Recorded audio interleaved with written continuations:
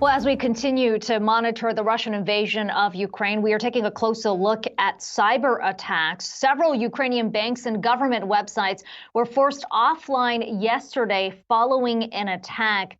The government now reporting a new wiper attack against Ukrainian organizations, saying that has destroyed data on infected machines. For more on that, let's bring in Michael Zweiback. Fissette and Coleman partner. We've also got our very own Alexis Keenan joining in on the conversation. Michael, it's good to talk to you today. Give me your assessment of this latest cyber attack that's happened out in Ukraine. How significant is this in terms of the scale?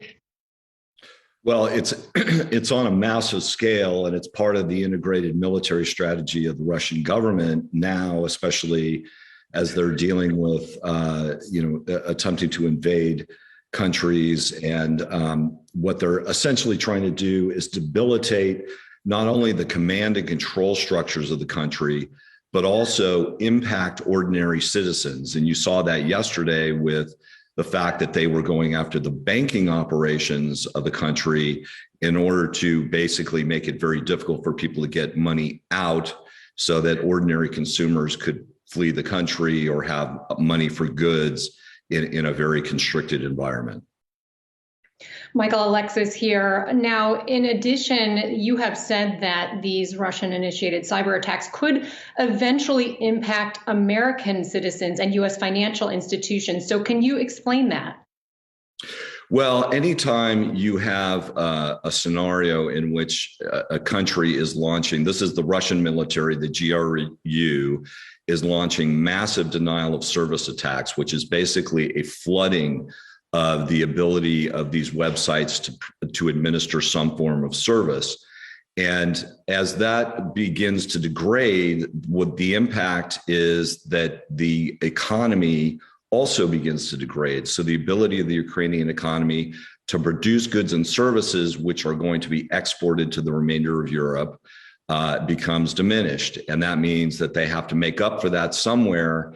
And ultimately what it does is it ends up with higher prices globally, not just higher prices in the Ukraine and Europe. Michael, it's Brian Chung here. What might any sort of possible cyber attack on American citizens, a follow-up on Alexis's question, though, look like? I mean, what should people be watching out for? I had seen warnings about possible ransomware attacks. What is usually in the Russian playbook for these types of things? Well, typically what they'll do is they'll start with an attack similar to this, where they're overwhelming specific websites that are critical to various different parts of their strategy, whether it's banking, whether it's electrical grid, and there's all very specific reasons why they go after those sectors. The grid is for the purposes of debilitating the fact that households have electricity, which affects the population.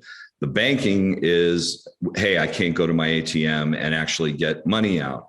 Once that is degraded, it allows them to implement a secondary attack, which is, let's go in now with our malicious software and actually wipe accounts, steal money, steal passwords, which just sets them up for a much greater attack downstream. Michael, I want to switch gears here and talk about the legal framework that actually allows the U.S., the Biden administration, to impose sanctions on Russia. So first, I want to ask you, what circumstances do there have to be present in order for the Biden administration to go ahead and freeze assets on behalf of the government and also against, I should say, the Kremlin's inner circle? The Biden administration has been targeted for criticized for targeting VEB and also Russia's military bank and not going after the larger bank. So can you explain the framework and whether or not you're expecting the sanctions to be upped when we hear from Biden later today? Well, I think the sanctions this is what they have put essentially all their eggs into this basket. They don't feel that there are really any other significant steps that can be taken with respect to impacting or changing Putin's behavior. The legal framework is basically by executive order. It is decided by the administration as to which targets to go after.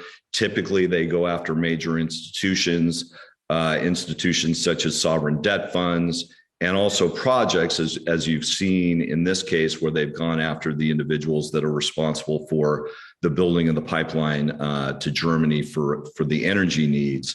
And I think that you'll see that continuing. I question its effectiveness long term, because this is a Russian president that is well aware of how and what to do with respect to sanctions, and they also have the backing of the Chinese government, so that if they need technology and or resources financially, that they'll get them. Yeah, another thread to be watching as this conflict plays out. Michael Zweiback, Fissett and Coleman partner. Appreciate you joining us today, and our thanks to Lexis Keenan as well for joining in on the conversation.